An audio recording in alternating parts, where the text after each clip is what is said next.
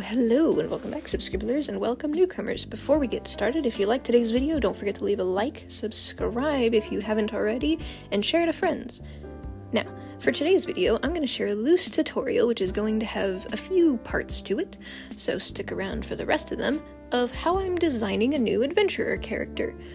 Loosely speaking, I want to follow the general guide that this adventurer, for the sake of the video, I'm going to say non-binary, but they may lean more towards feminine or masculine by the end of the video. But for now, I do not have a specific kind of goal in mind for that part of the character, because at the moment it doesn't quite matter.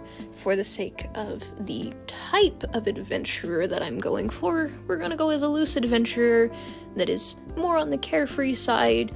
And I'm going to do two types of this carefree. The one on the left is going to be more in ragtag, kind of loose, hand-stitched clothes that are raggedy that they don't mind if it gets torn up. The character on the right is going to be in a sort of elegant but business casual type, where it doesn't matter if they get into a fight and scruff, but they're still going to be a bit niffed or peeved if their outfit gets ruined, because they spent a little bit more money and time on the outfit.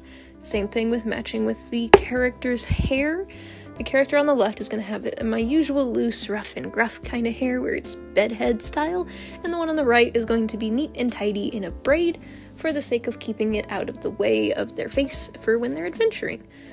Along with this stage, when I'm making the body types, I also will take into account if the character is slimmer or a bit more on the chunky side, depending upon how they are. But because this is an adventurer and they're probably fit in one way or the other from exercise to diet, I decided to keep them both about the same. But the character on the left, if you'll notice, something that I constantly fuss about and it ruins a lot of my art process, is I spend way too long on this stage right here where I go from sketch to line art.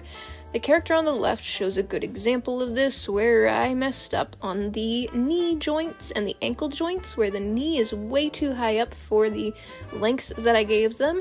The knees would not bend at that point. The character on the right has better knee joints. And same thing with their arms. On the left here, you can notice that the character on the left, their right arm and left arm are two different lengths. I can fix this in later stages by keeping what I have and not being counterproductive.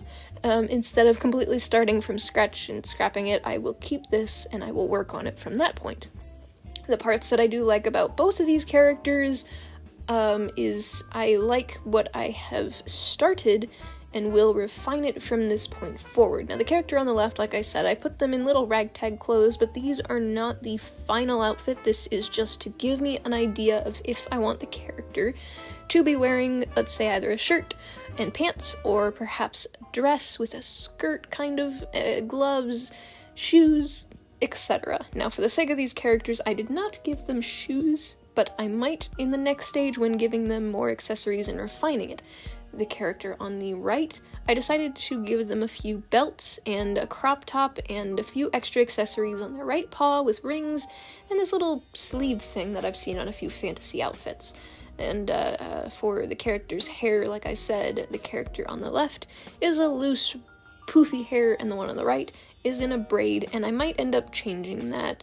But for the sake of keeping these two slightly different for identification's sake, that is what I have settled upon for this stage. Now, of course, you may also note that I decided to erase a few of the underlying layers so you can actually see the clothes standing out. I do always save a copy of my full-bodied line process in case I want to change that later on. So I will probably take these two characters in the next part, and I'm going to decide on either refining one of these and going from there, or I will merge the two into a third design, so you'll have to wait until the next part to see what I do with this character. Now, for the sake of brushes, if you guys are curious, these are the brushes that I use, my brush library. I mostly download a few, but I do use Procreate's ink brushes that come in there and a few of the other packs, but these are just the general ones that I used for today's video. If you want a separate brush video, I can do that too. So these are the two characters, and if you guys want to join along and design with me, I would love to see what you guys come up with this. Let me know if you guys do anything. Tag me in it on Instagram or wherever. I will be more than happy to see where you guys take this design process. So from this point forward, I will see you all in part 2. Bye-bye! Thanks for watching!